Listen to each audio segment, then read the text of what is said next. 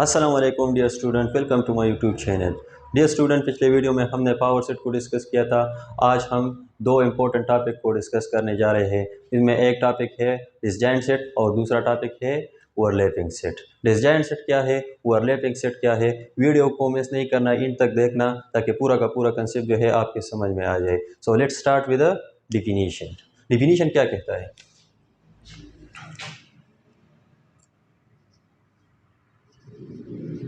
Two or more than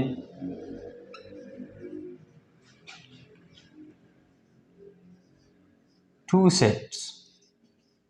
Two or more than two sets are said to be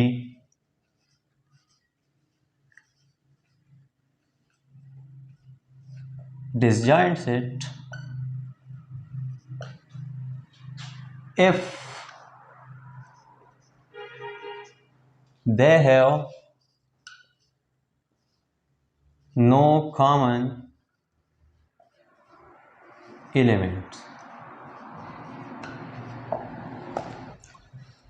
यानी definition इस तरह है कि two or more than two set are said to be disjoint set if they have no common element.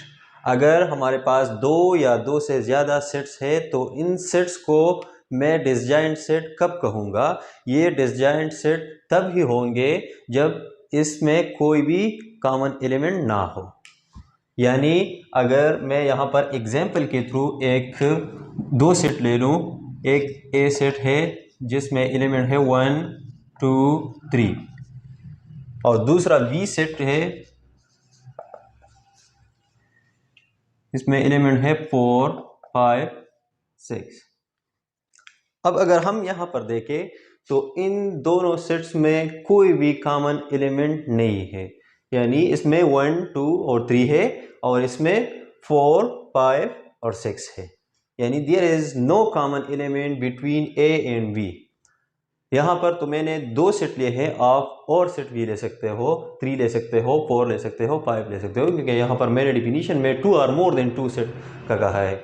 लेकिन इसमें एक बात ये होगी कि इसमें कोई भी कॉमन एलिमेंट नहीं होगा थ्रू आउट। अगर 3 है तो तीनों में कॉमन एलिमेंट नहीं होगा, अगर 4 है तो 4 में से कॉमन एलिमेंट नहीं होगा। यहाँ पर मैंने दो सेट लिए हैं तो इन दोनों में से कोई भी कॉमन एलिमेंट नहीं है। अच्छा, इसका एक डिफिनीशन जो है हम इस तरह भी कर सकते हैं कि two or more than two set are said to be disjoint set if the intersection of this set is pi.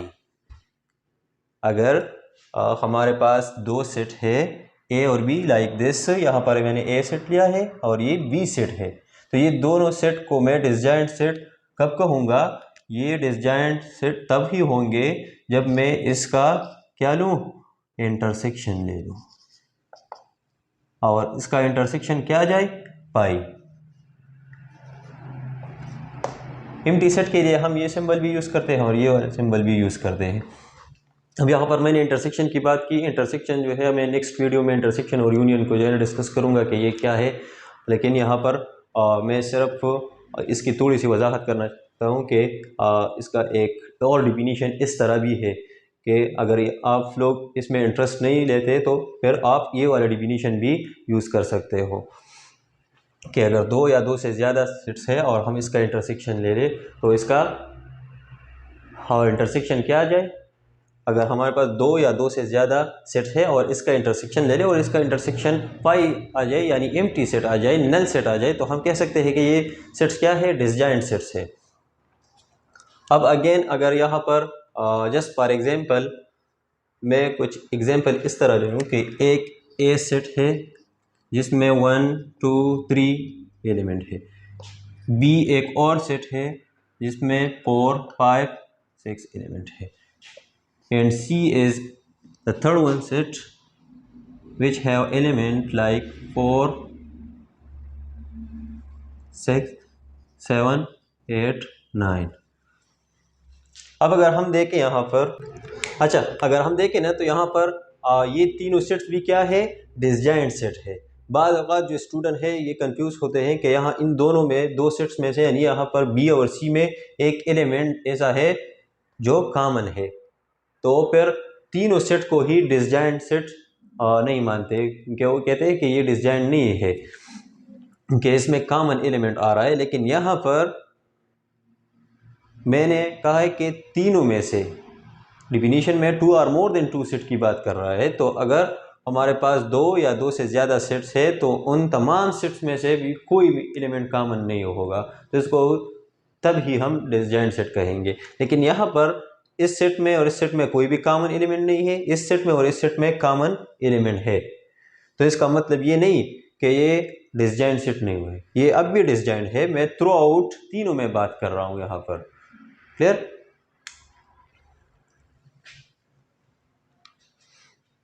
Next जो हमारा टॉपिक है वो है overlapping set.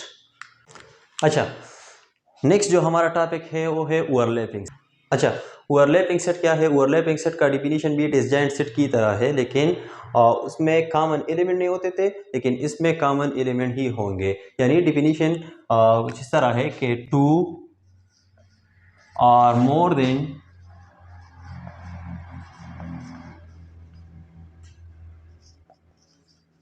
2 sets are said to be disjoint overlapping set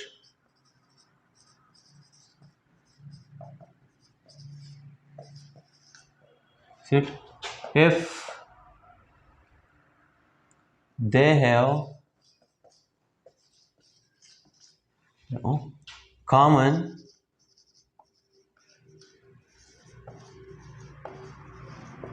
elements। Definition में है कि 2 और more than 2 sets are said to be overlapping set। What? Overlapping set if they have a common element।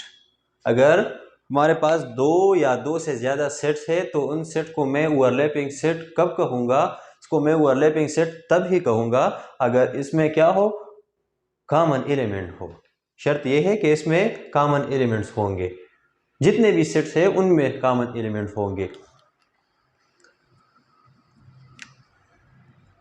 या हम ये भी कह सकते हैं कि 2 or more than 2 set are said to be overlapping set if the intersection of these set is not empty। Disjoint set में तो हम क्या लेते थे कि अगर A और B क्या है? 2 सेट्स है, तो इसका इंटरसेक्शन क्या है? पाई सेट आए, तो हम कह सकते हैं कि ये 2 सेट्स क्या है? डिसजॉइंट सेट है। लेकिन इसमें ये कंडीशन सेटिस्फाई नहीं होगा, यानी इसके लिए ज़रूरी नहीं है अगर हमारे पास एक ए सेट है और एक बी सेट है और इसका इंटरसेक्शन ले तो ओ पाई नहीं आएगा, यानी इसमें कुछ ना कुछ एलिमेंट जो है वो कॉमन होंगे। एग्जांपल लेते हैं,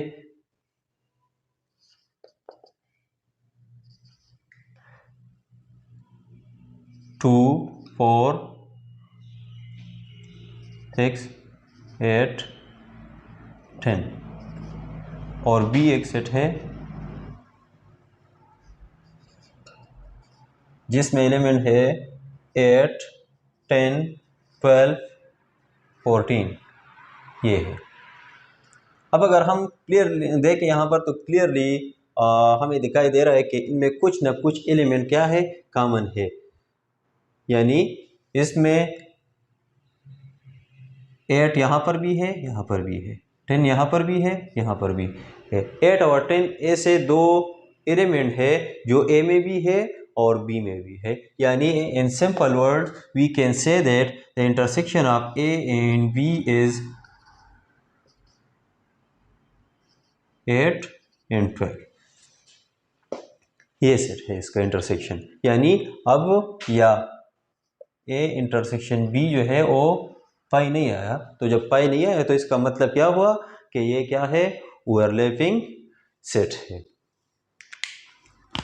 तो ये थी डिसजॉइंट सेट और ओवरलैपिंग सेट की कंसेप्ट।